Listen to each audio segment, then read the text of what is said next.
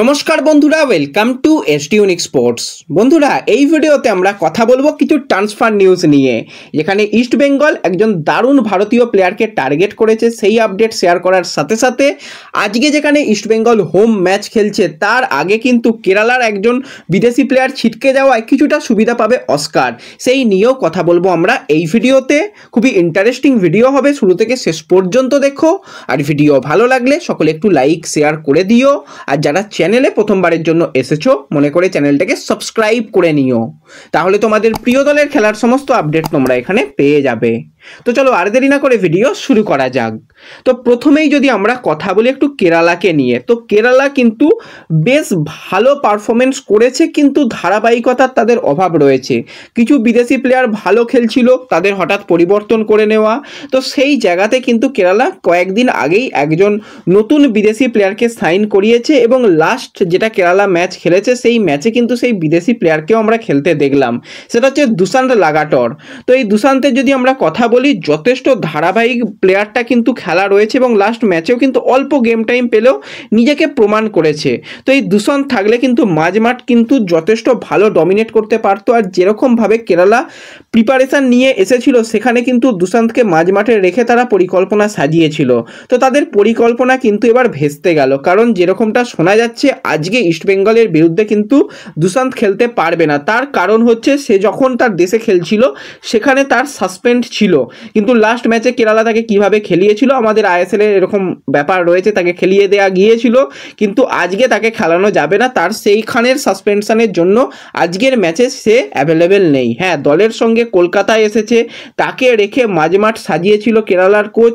তো সেই জায়গায় সে ছিটকে যাওয়াটা কিন্তু একটা বড় ধাক্কা কেরালার জন্য, এবং বেশ কিছুটা সুবিধা পাবে এতে ইস্টবেঙ্গল। কারণ কি, মাঝমাঠে ইস্টবেঙ্গল কিন্তু অবশ্যই তাদের প্লেয়ারের অভাব রয়েছে, ইন্ডিয়ান প্লেয়ারদের উপর ভরসা করতে হবে। সেই জায়গায় দুসান্ত ছিটকে যাওয়াটাই কিন্তু, যেখানে ইস্টবেঙ্গলের সৌভিক চক্রবর্তী যেখানে লুনাকে ধরে খেলবে, সেই জায়গায় মহেশ সে কিন্তু অনেকটা ফ্রি রোলে খেলতে পারবে, কারণ দুসান্তের সেই প্রেসারটা আসবে না। অবশ্যই সেখানে ড্যানিশ ফারুক বা ভিভিনের মতন প্লেয়ার রয়েছে, ফ্রেডির মতন প্লেয়ার রয়েছে, তারা কিন্তু মাঝমাঠে খেলতে পারে, কিন্তু দুসান্ত একটা বিদেশি প্লেয়ার একটা ইন্ডিয়ান প্লেয়ারের মধ্যে তফাৎ রয়েছে, এবং লাস্ট ম্যাচে ভালো খেলেছে দুসান্ত।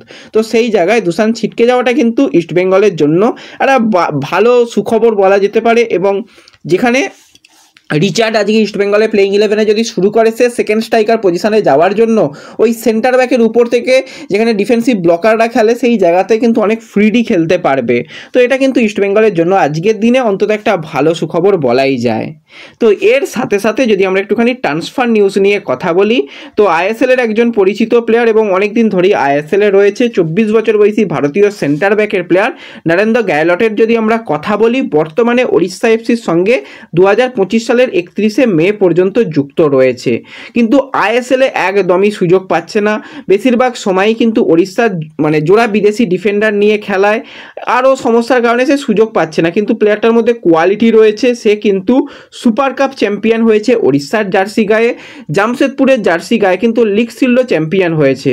তো প্লেয়ারটা ফিট রয়েছে, এবং সে চাইছে ক্লাব পরিবর্তন করে নিতে, এবং তাকে নেবার ব্যাপারে কিন্তু বেশ কিছু ক্লাব ইন্টারেস্ট শো করছে। তার মধ্যে মুম্বাই সিটি এফসি তার সাথে কথাবার্তা শুরু করেছে, এবং বাংলার ক্লাব মোহামেডান তারাও নজর রেখেছে। আরও নাকি আইএসএলের দুটো দল তার দিকে নজর রেখেছে, যদি তাকে এখনই নিয়ে নেওয়া যায়। আর শেষ কয়েকটা দিন বাকি রয়েছে, সেখানে কিন্তু প্রত্যেকটা দল কিন্তু চাইছে, কয়েকটা দল কিন্তু চাইছে এই নরেন্দ্রকে নেওয়ার জন্য, একদম শেষ মুহূর্তে ঝাঁপাতে চলেছে। তো দেখা যাক শেষ মুহূর্তে নরেন্দ্রকে পাওয়া যায় নাকি পরের সামার ট্রান্সফার উইন্ডোর সময় নরেন্দ্র ক্লাব পরিবর্তন করে, সেই দিকে কিন্তু আমাদের অবশ্যই নজর থাকবে।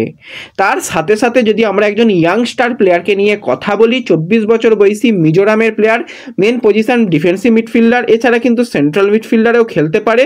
রেমসাঙ্গা বর্তমানে খেলছে রিয়েল কাশ্মীরের হয়ে, এর আগে কিন্তু তার আইজলে খেলার অভিজ্ঞতা রয়েছে। মার্কেট ভ্যালু মাত্র 1 কোটি টাকা।